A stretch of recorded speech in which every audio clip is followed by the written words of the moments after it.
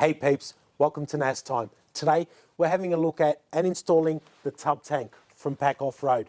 This is a water tank designed predominantly for tubs like this.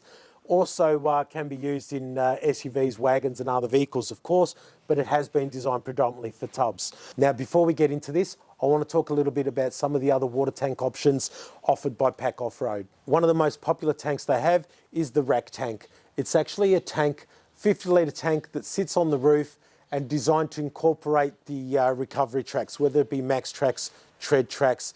It's, I believe, quite universal. Now, of course, that sits on your roof rack and the water is gravity fed to where you need it. They also have what they call the footwell tank.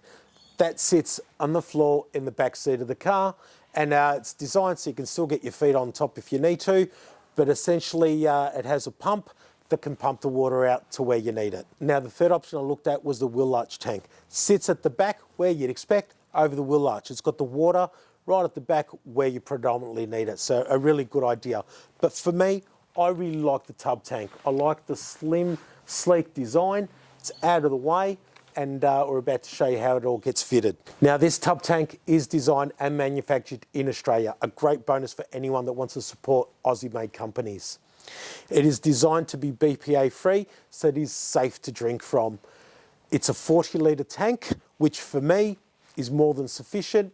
I've done a lot of trips from 2 to 3 weeks, and I've never carried more than 20 litres and usually come back with some. So 40 litres is going to be absolutely plenty for what I use. As mentioned, this water tank is designed for tubs and it's designed to fit pretty much every ute across Australia. As you can see, it's got a quite sleek, slim design. It's, as you can see, it pops out at the back here, and that's designed to sit under the lip, like in my vehicle, just to bring it that little bit closer and take up minimal space. Now it takes up roughly about 100 mil, so if you've got a drawer system or anything like that, I'm in the process of having one made, and I'm having this incorporated into the design. It has multiple brass fixing points. So you can see a couple at the top here, a couple on the side, and a couple at the bottom. It needs a total of 4 fixing points. Obviously it's going to weigh around 40 kilos or so once fitted. Now the fittings have been provided from Pak Offroad. They're quite heavy duty. They've got quite a number of holes in them as well, so they're going to suit pretty much any vehicle that you come across. A couple of other mounting brackets, heavy duty washers and bolts. It's even got some heavy duty stainless steel rivets for extra security. Now it also comes with the breather hose and a cap. The breather hose, of course, helps you get the air intake up high so the water can flow. Now, those that know my channel will know that I'm not very mechanically minded.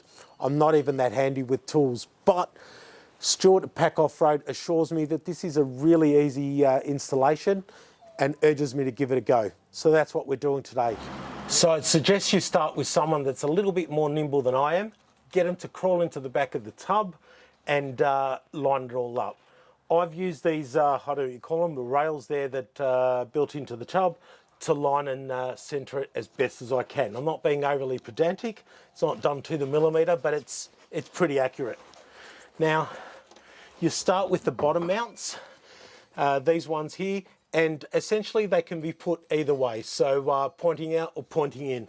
I'm going with pointing in because that's a nicer, cleaner finish, and essentially what I've done is I've lined them up on the peaks. Grab the marker, mark out where you want the brackets to be, because obviously now we're going to have to take the tub out to screw them down. And using these hex screws, essentially, and what I'm going to do is I'm actually going to put a hex screw through the center of it just to position it, and then I'm going to drill a couple of holes for the stainless steel rivets that's been provided. Now with the smaller brackets, I'm actually mounting these on top, and they sit quite nicely there.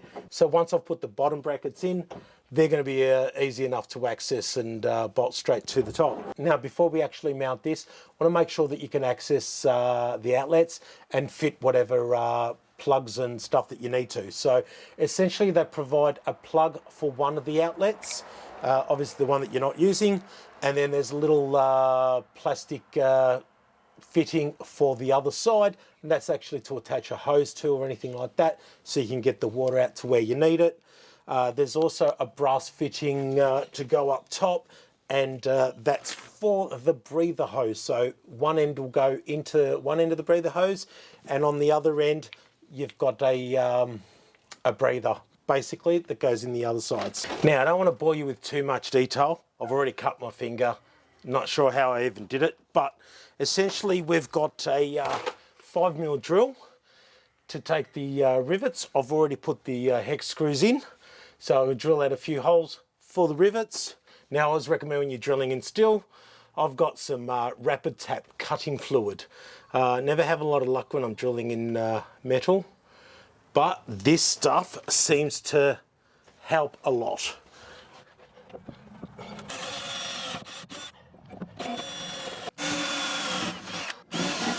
Another quick one, metal shavings. I'm not a big fan of them, and I don't like them sitting anywhere because they will attract rust. So grab a vacuum and make sure you pick up all the little metal bits. Now, before putting the fittings on, make sure you attach some of this tape. Stop the leaking, and as to how many times, I say at least half a dozen, but it really depends on who you ask. But 6 to 14, I'm told, so just you want a tight fit basically. So I've attached the fittings, and I've also put the bottom brackets in. It's time to slide this into position. See how well we've done.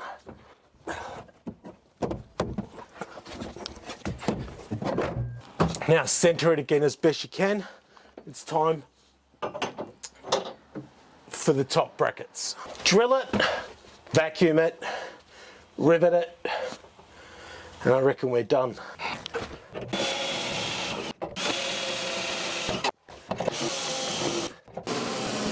Well, brackets are all in, so time to tighten it up. So I've done up the bottom ones reasonably tight. Don't want to break the bolts, over tighten them. And now the back one basically gets pushed back as you tighten it, and that will fix it in place. Now it's time to attach the breather hose. One end, the breather side into one end, and the other end into the brass fitting. And essentially you just want this breather bit to be higher than the tank. In my case, it's not going to be a problem. I've got the Venture canopy, and that's got a full metal frame, so I could just simply attach it to that. Now all we got to do, put the cap on it, fill it up with water, and it's ready to go. Now I haven't actually attached the fittings to the outlet, and that's because over the next few weeks I'll actually be getting a draw system put in. Once I've got the draw system in there, I've got quite a number of fittings, all obtained from Pak Offroad. He's got a number of different kits to help with your installation, including some offcuts or pieces of hose. So this is the hose that I'll be attaching to the outlet, running it to the back here, where I can access the water. So I've got a couple of fittings that will actually go into the back of the drawer, where I can essentially just plug in a little hose with a pump on it and get the water out, you know, do my washing and all that sort of stuff. So there you go, guys. That installation was actually quite easy. I'd like to say it took me 5 minutes, but it probably was about half an hour in total. That's with me filming and mucking around a little bit. Didn't have all my tools organised either, but it's in there. No damage to the car, no damage to the tank. It looks quite neat, and I'm quite happy with it. There you go, guys. I do lots of gear reviews like this. I do lots of product introductions. I try to get out camping and forward driving every so often as well. So if you're into all that, please hit the subscribe button, and we'll see you in the next video. Thanks, guys.